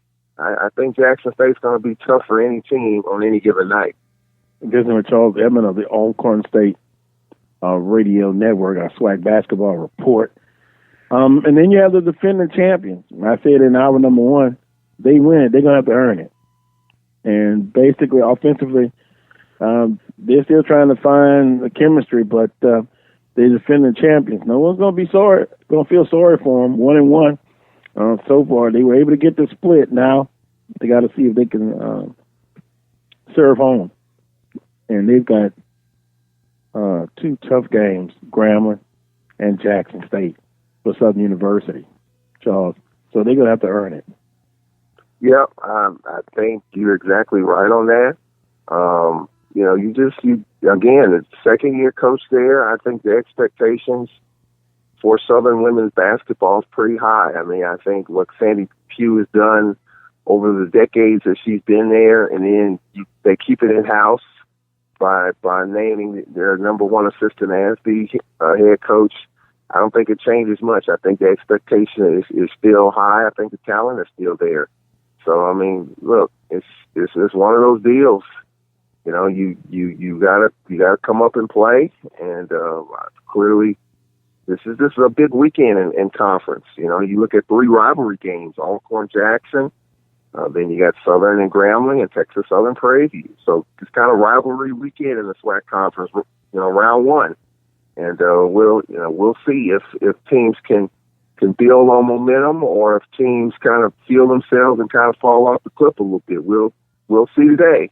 And I think that's the beauty of SWAC basketball to me, because, you know, we were down 24 against Prairie View, made it a 7-point game, but then we go to Texas Southern and hit 18 threes, and we look like we can beat the Golden State Warriors the other night. Whereas Texas when you're Southern, hot, you're hot, huh? Yeah, when you're hot. I mean, the Braves shot the cover off that ball the other night, and I think that's one of those nights that the Braves could have been playing Duke. I think they probably would have given them a tough game with 18 threes.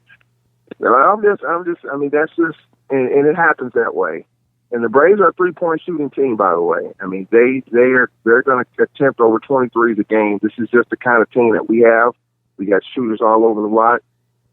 And when we're on, just like we were the other night, that's how good we can be. But on the other hand, you live by the 3, and you know what happens when they don't fall.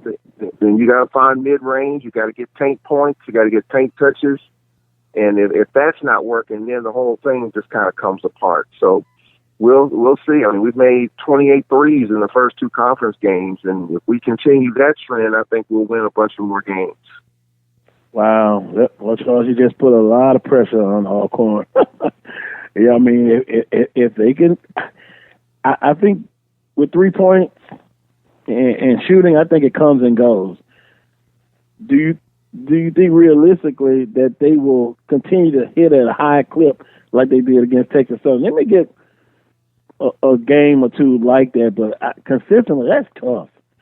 I think a more balanced approach is pretty good. You can go inside. You got some good post play. You balance it out with some outside shooting, and the term you use, mid-range shooting. I think all of that is inclusive to what you need to do. But that's just me. I'm not a basketball coach. You've seen more basketball than I have. But kudos to Alcorn State. They really shot it well, and now they come home for 2 home games, and they're going to try to keep pace. But Grambling State, Prairie View, 2-0, Pine Bluff 1-0. Then you have Alcorn State, Alabama A&M, Texas Southern, and Jackson State. This is on the men's side, 1-1 in conference play. Valley 0-1, Southern 0-2, Alabama State 0-2. So we were confident in saying that on the men's side, the top 3 teams still, Grambling State, Prairie View, and Texas Southern, with Alcorn State, Alabama A&M, and Jackson A&M right behind. Yep, I would agree with that. I mean, again, I know it's still early. It's still early. Yeah, it is. It is early. Based on just what I mean, Prairie View and Texas Southern clearly are two of the top 4 teams in the conference, and we just played those teams. I look at Prairie View. They're not a team from an athletic standpoint. If you compare them to TSU and they play each other today, TSU's got more transfers. They've got more guys that have played at a higher level that's transferred to TSU. But Prairie View is deep, and Prairie View is experienced. They only lost 2 kids from last year's team. And for some reason, Coach Smith has a system and has the pieces to fit the system. It's nothing glaring. It's nothing outstanding. It's nothing that blows you away. They don't have a 7-2 like Texas Southern has had in the past. They run a system that's pretty doggone good. And I think he's one of the more underrated coaches in the Southwestern Athletic Conference. You know, he took over for Byron Rim III a few years ago, who was fired after a 1-5 start in conference. Coach Smith has done a heck of a job there. He's a very fiery, brimstone, nose to the grindstone coach. He takes no excuses. He accepts nothing less than the best every practice, every game, every night. And when you don't bring that, you're not going to be on the floor. I mean, he's just that kind of guy. Just watching him, and even in shoot around, I got a chance to watch the shoot around last Saturday. I mean, he's got a pretty good assistant. He's got a pretty good staff too, by the way. Their number 1 assistant, he's really, really good. So I think Prairie View to me is still the best team. I think overall, I think Texas Southern still has the athleticism. Johnny Jones believes in bringing those grad transfers in and bringing those guys in like Mike Davis. But the system's a little bit different. I don't think TSU quite has it all together. I think what happened was that TSU was down in the second half, and they tried to play that 3-ball game with Alcorn, and they lost it. You know, they were up 9 early. They were down 6 at the break, and the Braves got hot from beyond the arc, and TSU tried to match that. That's not Texas Southern. And I think the Braves just got hot that night. So I would say Prairie View. I would still say Texas Southern 2. Mm-hmm. I would say Grambling a close 3. Those are my top 3 teams. You know, Alabama. I said it last week. I think Alabama A&M's going to surprise some people. And you know, clearly they split. You know, they handled Jackson State. That was a surprise, I thought. But so those 3 teams: Prairie View, Texas Southern. I'm giving A&M a little bit of an edge. In Jackson State, top 4 teams on the men's side. Charles, I think you have a infatuation with Alabama A&M football. I'm picking at you, Charles. Alabama A&M in football, you were very confident about them, and then basketball, both on the men's and women's side. I tell you, yeah. We'll come back and visit with Alabama A&M, but it's a long conference season. We say long, but before you know it, you'll be past the halfway point. Then you'll be getting ready for tournament action. So, with that being said, today is January the 11th. Of course, both men and women are in action today in the conference. Prairie View A&M at Texas Southern University. Charles, you just talked about the top 2 teams you thought on the men's side, and then an interesting women's basketball game. Can Prairie View A&M women go in and pull off the upset, if I can use that term, in a rivalry game? No, I don't think this is Sandy T's type of team that can do that. They're just missing some pieces. I think they're missing some scoring. I think they need another score and a half. I think defensively they can hold you down. I'm not saying they can lock you down, but they can hold you down. But offensively, you know, you're only averaging in the mid-50s, and TSU is a team that can easily put up 70. I just don't think Prairie View has the punch this year, the offensive punch, at this point in time. I don't see that happening. They're playing at home. I mean, Cynthia Cooper she's had 3 stints in this league, and in the previous 2, she's won. She's won everywhere she's been, whether it's a player, as a coach, and she's going to do it again. I think she's going to have TSU playing at a high level. You know, at the end, she accepts no excuses. She will quickly yank you out of the game if you miss a defensive assignment. If you don't do what you need to do on the basic level, she's going to yank you out of there. I mean, she pulls no punches on that, and that's what you want in a coach. You want a coach that's will give and take, and because she's seen so much, she's been through so much as a player. She's seen it all. There's nothing she hasn't seen. She's forgotten more ball than we know. So I think they have the right mix, the right combination, and they get up and down the floor. And if Velez is hot from beyond the arc, Texas Southern's going to be a very tough team to beat on any night. Now, as you talked about, the threes are fickle.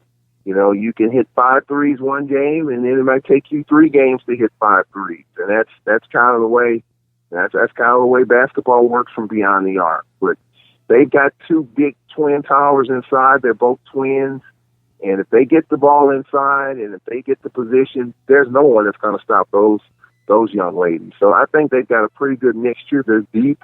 You know, one of the things I've seen, Carlos, the first couple of games, and Jackson State's the same way, so I can say the first 3. On the women's side, you're seeing teams with some depth. You know, it used to be 8, 9 deep. Mm-hmm. No, I mean, you know, other than Prairie View, Texas Southern can play 10 or 11. Jackson State's probably going to play 12 today. So, I mean, the days of just having an 8 or 9 man rotation, at least in SWAC, on the SWAC women's side, you're seeing a little bit more than that now. And, you know, that's kudos to those coaches to be able to recruit and get and keep quality players there on those rosters.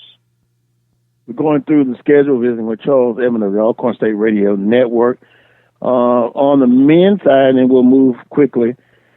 Boy, you would think Texas Southern at home would have a shot. Prairie View A&M just defensively. Prairie View A&M 39. Dr. Prince said 39 minutes of hell. They're good defensively. They get after, and I'm gonna tell you. I'll tell you something else. They are a team that's condition-wise, they're good. I was watching Southern and Prairie View, and then the commentators were talking about to apply that type of pressure, and Prairie View had team speed. No, we're talking basketball, not football. They get after you defensively. It's kind of hard to go against Prairie View in this one, albeit it's a rivalry game, and hopefully, is school in for Texas Southern? Okay, well, I can't say it should be a well-attended game unless it's non-students that'll come out, and if there's no weather affecting it. But I'm going to go with Prairie View in this one. I think they go in and get it done. I think Texas Southern bounces back. I think they were just hit with a barrage of haymakers, which was the 3-point shot the other night. Other than that, I mean, that was the difference in the game, and the Braves were able to rebound the ball. Those 2 things, and they were 24 of 26 from the free throw line. So those 3 things helped the Braves win the game the other night. I think Texas Southern will bounce back. I think for Johnny Jones, this is a big game for him. He's at home. You know, they have their 3 in a row at home right off the bat. So the schedule's going to get tougher from here for TSU. You know, they let one slip against Alcorn. I don't think it'll happen again today. I think I have TSU bouncing back. I think it'll be a close game. It could go in overtime. But I do see TSU winning the game. I think TSU has a little bit more height, a little bit more athleticism than Prairie View. So I have Texas Southern winning. Well, I'm going to have to, I'll send you a text message if I'm on the winning side here, but if you don't hear from me, then you know Texas Southern has got it done. But it should be a outstanding one. Jackson State at Alcorn State, Mississippi Valley State at Alabama State. But remember, they moved that game back. Alabama State 6 p.m. and 8 p.m. respectively for those games. And, of course, Charles reported earlier, Alcorn State and Jackson State, we shall see about that game, maybe a later start.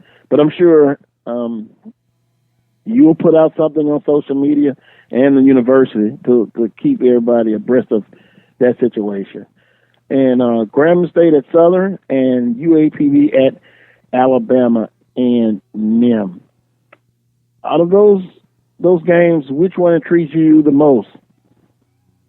I'm interested in seeing what's going on down there in your hometown of Baton Rouge. I knew you would say that, but yeah. Yeah.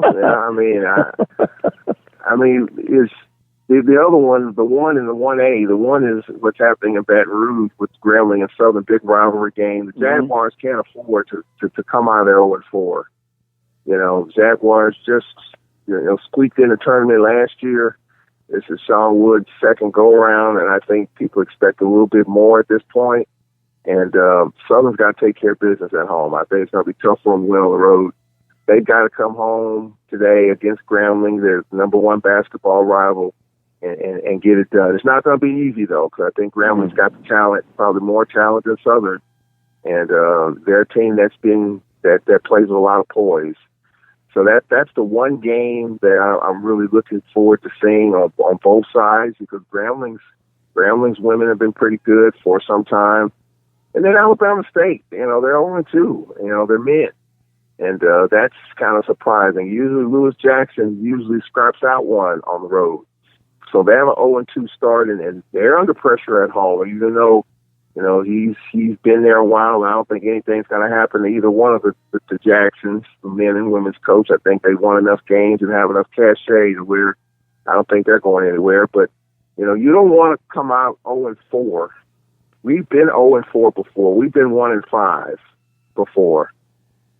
And you don't get it back. It's just too tough of a hill to climb from there.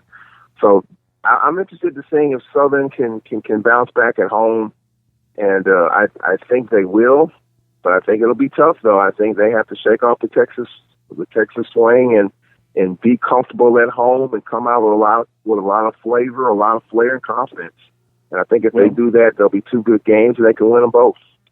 Well, it's interesting that you paint this scenario, because I was talking to the Southern Knights, and they were disappointed after watching the game against Prairie View, defending champions, and Southern struggled with their pressure in the press. But they played them even in the second half. The difference in that game, 32-22 after the first half. So you lose by 10 to the defending champions, but before then, you lose by 9 to Texas Southern, who is arguably the second best, and maybe one of the top teams on the men's side. Can you see the scenario that should make you, and albeit you got to come home and build off of that and take care of business at home, this team could be better than last year, but the record may not indicate that. And what if Southern splits at home? They're 1-3. Southern, I think, is a year away with Coach Woods, where you can really start looking at the program critically. You agree or disagree, or you think I'm just far-fetched on this? I'm gonna agree with you on that. I'm gonna agree with you, but I know fans in our league, especially with their dealing with programs that have had a great deal of success in basketball, like Southern has with Roman Banks as coach. Southern had success. And I think the patience is thin when you don't have immediate success. I think people understand year one's going to be tough, but Sean Wood has coached in this league before, and I think, even though I think you should give him a little bit of a pass, and I agree that he's probably a year away, do the Jaguar Nation believe that he's a year away? Or do they expect something right now, which I think is unrealistic? I think you have to exercise patience, in coaching. And I think the unfortunate part is that fans who are passionate about their teams don't have that. They expect it right away. And it just, in this league, it just doesn't happen. I mean, what Fred McNair did taking over, what Jay Hobson did in football, and we can go down the line, other sports and other programs that have had a great deal of success with coaches right away. It just doesn't happen. It just doesn't. Coaches have different philosophies, a whole new staff, whole new strength and conditioning, all of that. And it takes time. It takes 2 years plus. But fans don't give those coaches that kind of time. They expect excellence right away, and it just doesn't happen. That's just the reality of it. And Sean Wood's a good coach. no question about it. He won at Valley. We always talk about that with him. It's the off the field stuff that kind of, his attitude and things like that. But X's and O's, he's a pretty doggone good coach. He just has to get his players in there, and he has to make all that gel and mold and develop. It's going to take 2 years plus in basketball, I think. And so I would give it a little more time, but that's just me looking at it. But I know fans of Southern University, the Jaguar Nation, who's had excellence in basketball, expect it right now. I get it, but it's just not reality. Can you believe I'm taking fire for being patient? Is this a new Carlos Brown in 2020, Charles? I've stressed patience. Well, somebody in the background was like, I don't believe that. Well, I'm stressing patience, Charles. With Coach Wood. You have patience. You're patient with one sport, but you're about to come to the end of your rope on another.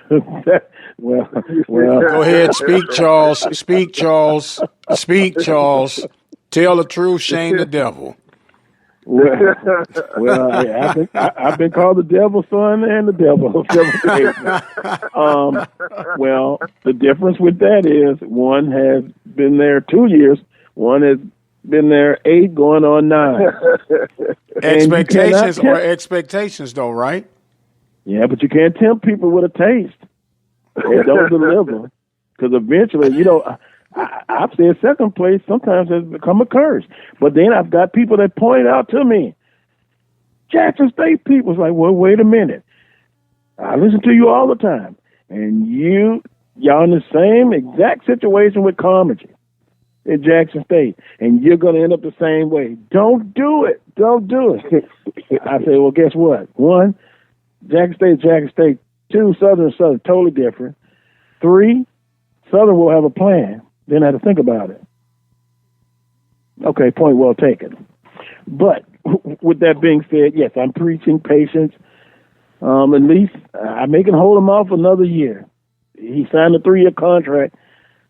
The end of next year will be the end of the contract. And then, what is the record going in? Do I see improvement?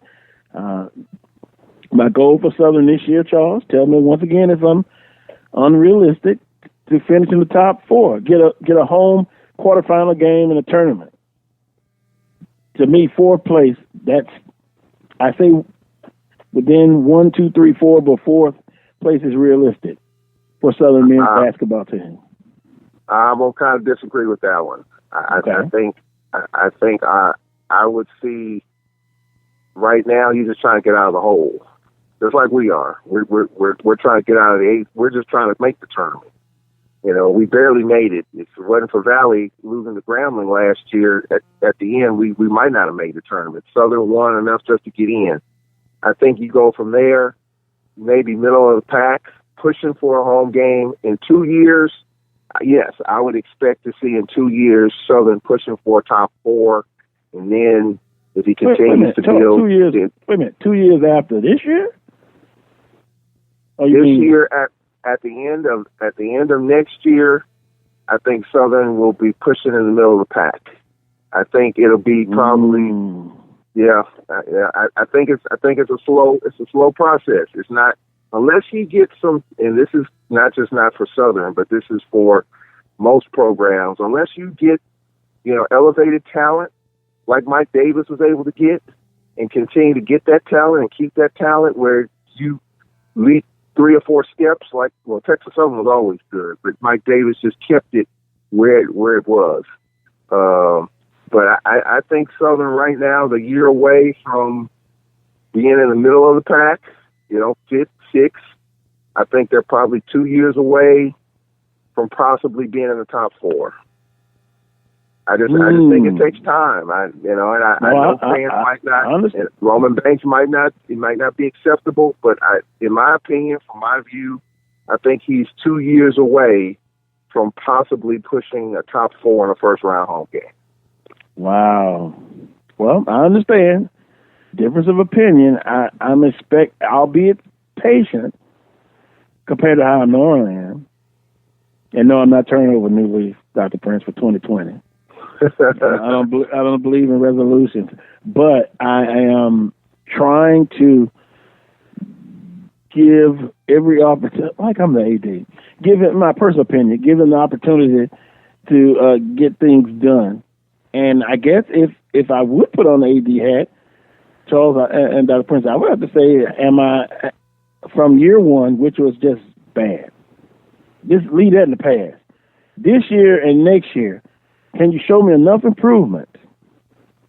Charles says getting in the tournament. Well, yeah, you got 8 teams that get in the tournament, so that's kind of like a false sense of security there. Really show me something. Middle of the pack, 6th, 5th or 6th. I said 4th.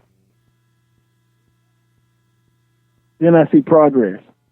But then I'd have to say, at that point, do I extend the contract? And then for how many years? And then there we go into that situation again of where, do you give him 3 year, another 3 year extension? Do you give him 1? Do you give him 2? Oh boy, I'm glad I'm not an AD. I'll leave it to you and Dr. Prince to be ADs. I think if Southern basketball is trending in the right direction, and if you're coming into the last year of your deal, I think you probably throw a 2-year extension onto that where he's got 3 years. And in that 3 years, the program's got to be in that cut, top 4. And then you go from there. If you're still treading water at 5th, 6th after that 2-year extension, then you got to sit down and have an honest conversation and think about whether or not it's going to work. Because, you know, you're at the Mendoza line to where you're one injury away from maybe finishing 8th and not making the tournament, you know, but then you get on a little winning streak and then you kind of elevate yourself. So if you're trending in the right direction, you got 1 year left. To me, if I'm an AD, I can't pull the plug on that. I got to give him another couple of years to see if he can get over that big hurdle, because that's the real big hurdle that you got to get over. Get out of the hole, get yourself on level, and then the big hurdle is getting in that top 4. I think that's the tough part, and that's what Wayne Brent's dealing with here, Carlos. I mean, there's some. You talk about coaches that are kind of on the warm seat or the hot seat, depending on how you look at it. He's on the hot seat. I think Wayne Brent's done, a nice job. But then there's some people that say he hadn't done enough, and this is it. If he doesn't win the regular season or finish in the top 2 or 3, he's out. I mean, that's kind of the scuttlebutt that's out there, and I think Wayne Brent has done enough to stick around a little while longer. He's kind of like Dawson Odom. He's been there a while, but he hasn't gotten Jackson State over that big hump. But if you make a change, or unless you make a splashy hire, you're going to step back a couple of steps. So you go from finishing 4th in a home game last year, you make a change. You might be in 6th. You know, you step back a couple of steps, and that's not acceptable either, because JSU basketball typically has been playing at a high level. So it's kind of a tricky situation there with Jackson State, and I think it could be tricky with Southern University in the next couple of years. You know, one of the things that we got about 2 minutes left. One of the things, you know how I feel about Jackson State. But when you look at them, you look at yourself. It's like looking in the mirror. and their fan base are tough, and they're impatient, kind of like Southern fans. And that's going to be an interesting situation. We'll see how the rest of the season plays out. They'll visit Southern University at 3 p.m. Monday. Goodness. Unbelievable. And that's going to be an important game. Southern will be either 1-2 or 0-3 coming into that Monday's game. Yep, and if they're 0-3 and they go to 0-4, then I think there'll be a lot of disgruntled Jaguar Nation fans, because then you got to go to Valley and Pine Bluff, and that's never an easy 2-game road trip either. Well, you'll be hearing the saying, "Bring on baseball." Monday, January 13th, Jackson State at Southern, 3 p.m. Mississippi Valley State at Alabama A&M, Grambling State at Alcorn State, and UAPB at Alabama State. Charles, that's the schedule for Saturday and Monday. Be safe. Hopefully everything works out for Alcorn State and the broadcast. I'll be peeping in as usual to find out what's going on. But have a great weekend. Carlos, I got a quick story for you and Dr. Prince. I think you'll get a kick out of it. Last Saturday at the Prairie View game, I bumped into Coach Dooley at the game. And we spoke. Coach Dooley, the football coach at Prairie View, said, Coach Dooley, how you doing? Happy New Year, all that stuff. I said, Coach Dooley, we got to find a way to beat the MEAC. We just can't beat the MEAC. You know what he said? What did he say? He said, that's all right. I got an answer for that. Frank Prairie View, huh? Oh, on that note.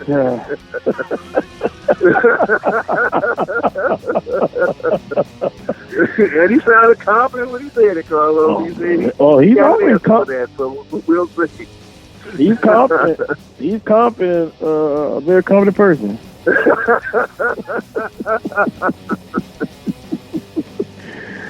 Well, have a good one. That was fun. That was funny. You guys enjoy your week. You too. Want to thank everyone who listened in, participated, sent text messages. Want to thank Dr. Michael Prince and Charles Atman. Make sure you have a great rest of your weekend, and make sure you tune in next Saturday at 10 a.m. for another edition of the Carlos Brown Show, heard exclusively right here on the Open Mic Broadcast Network and Spreaker.com. Until that time, as always, peace and God bless.